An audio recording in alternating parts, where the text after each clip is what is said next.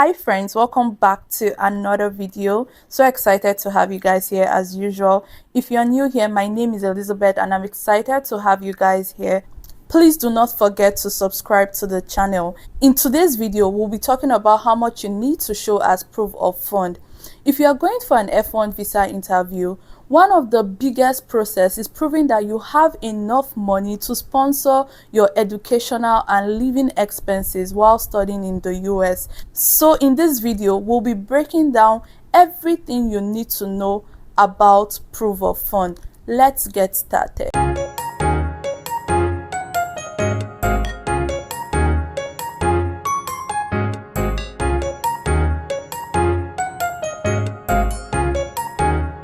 Welcome back.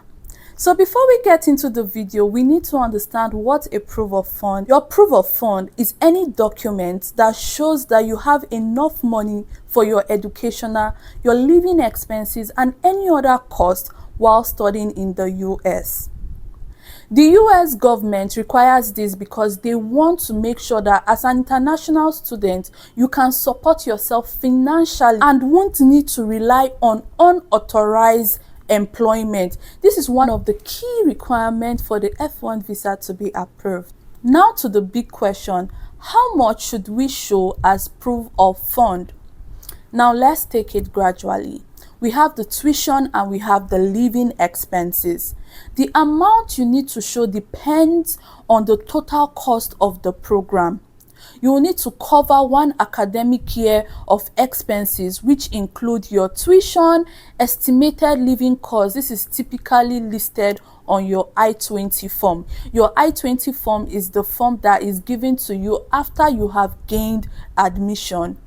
So it is listed at the corner of the I-20. Look at your I-20 form for the exact tuition amount.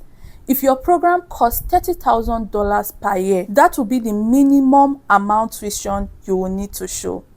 Now for your living expenses, most universities estimate their living cost to between $10,000 and $15,000 per year. But this can vary depending on your location. Cities like New York will be higher, and cities with smaller towns will be smaller.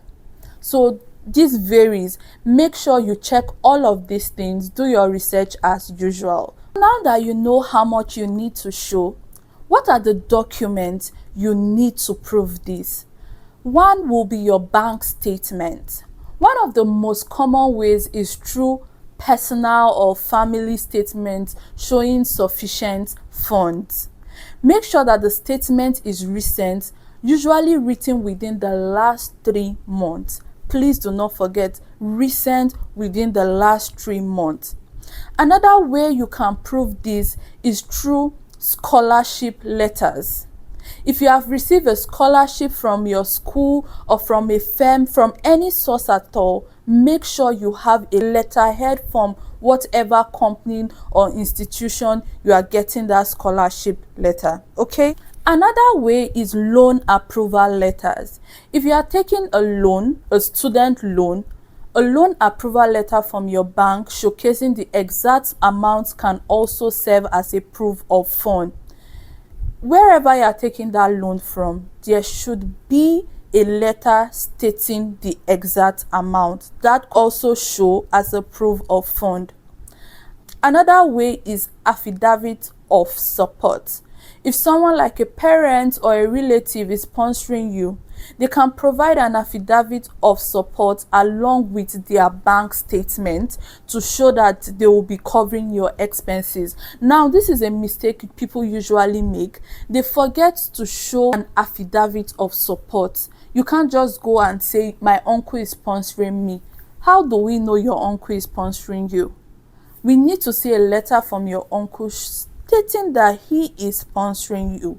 So do not forget your affidavit of support. It is very important. Okay, what happens if you don't have a proof of funds to show? Don't worry so much. Look for additional scholarship. Many schools offer scholarship and some external organizations provide funding for international students. Okay, it's a good idea to apply for as many as you can. Okay, if you are getting rejections, if you are getting no, do not give up. Keep applying. When you are consistent, one day you'll finally get. Another way is family support. If you can't sponsor yourself, you can ask a family member to sponsor you, or a close relative can act as your sponsor.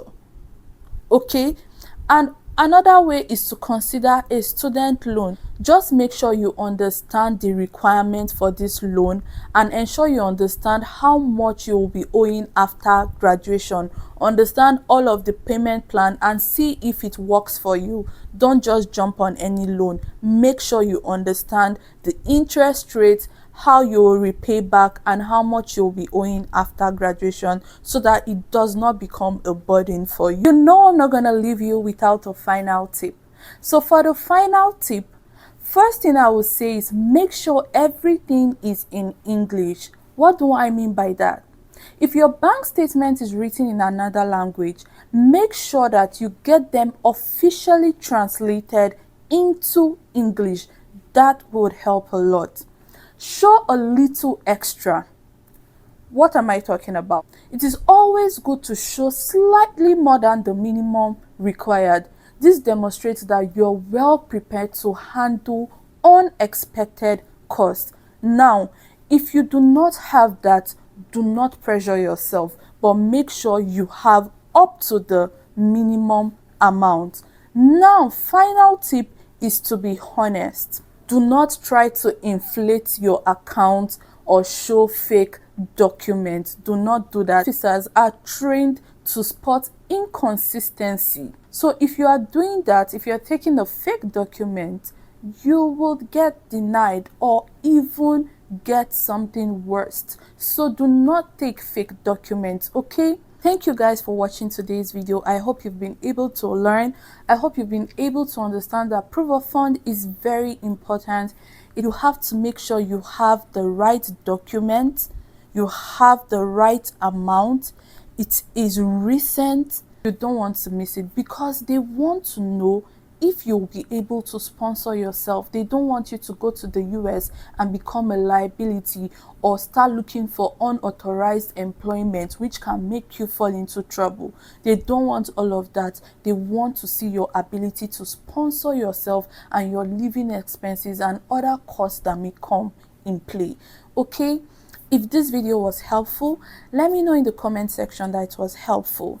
If you want to ask further questions, you can leave a comment. I would reply you. If you want to ask more personal questions, you can send me an email. My email is in the description box. Okay, don't forget to like the video. Don't forget to share it to your friends as well. See you guys in the next video.